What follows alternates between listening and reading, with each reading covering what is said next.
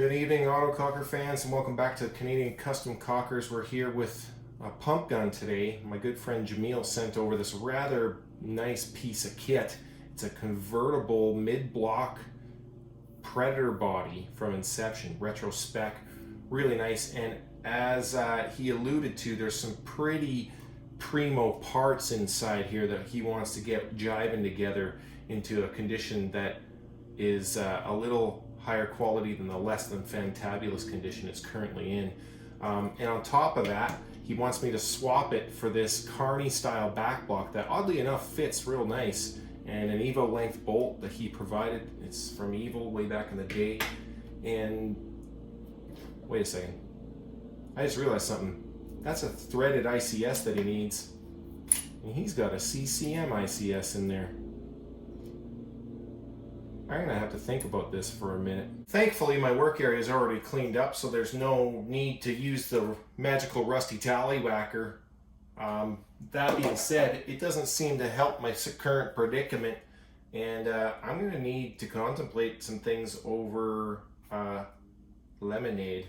I'll be right back. So I got to thinking while refreshing here, and I figured the best way to tackle this situation is to refer this to a very, very talented tech.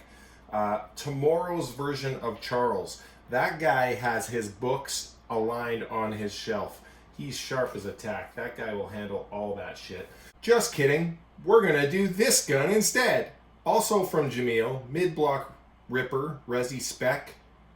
There's always time to do it right the second time. Initial impressions are that this thing's actually really close to being done, and he hasn't actually used this in a game yet. It's like pristinely clean here, so he doesn't want a full teardown.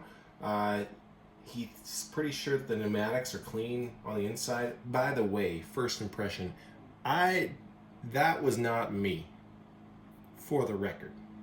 Like I said, I'm not going to take apart any of the pneumatics unless I need to for spacing reasons. They shouldn't be right full of schmoo yet, but something that stuck out to me is that bolt seems awfully thicker than that bolt. Some bolts are thicker than others, I guess. Well, when you take the bolt out, the sled gets kind of cattywampus on you. This three-way is rather floaty. It doesn't have any Loctite or friction fit O-ring, which is what I prefer to hold it in place. And therefore, I'm going to have to take the entire fucking front block apart anyway. So, yay! This is what a pump arm is supposed to be bent like. This is what that one's bent like. So the HPR is working correctly, but it was set to 400 PSI, and that's definitely a case of more give or less faster. So I got it set to about 325 now. Works good. And I would like to give a shout out to someone that I learned specifically a lot about autocockers from, Greg Lund from MFG Customs, or Nuclear Paintball Supply. He taught me a lot about autocockers, both personally, directly, and indirectly through his YouTube videos. I'm going to link to them in the description. They specifically have a lot of information about Inception specific stuff, and this is an all Inception build, so that's where I'm going to send you guys. LPR works good though, so at least I won't have to fumble with that.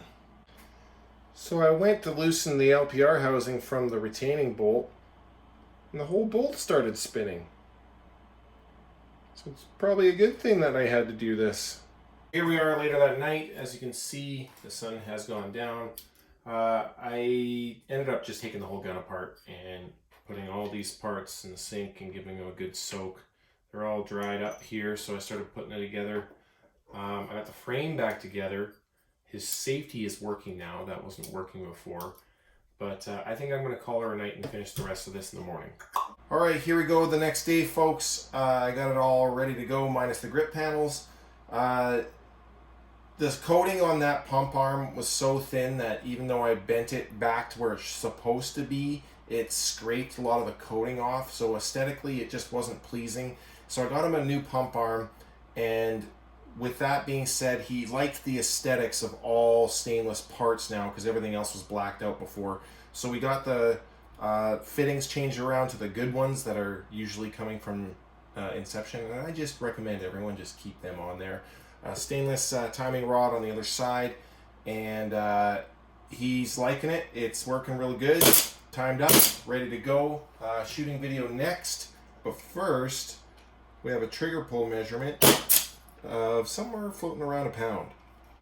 Okay, Jameel, blowback test. I got one in the chamber already, one on top.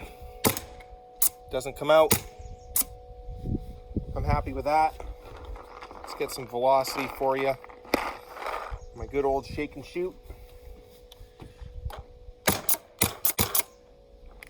299, 318, 314,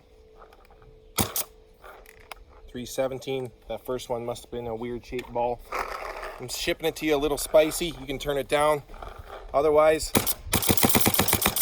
this thing shoots as slick as Canadian goose shit.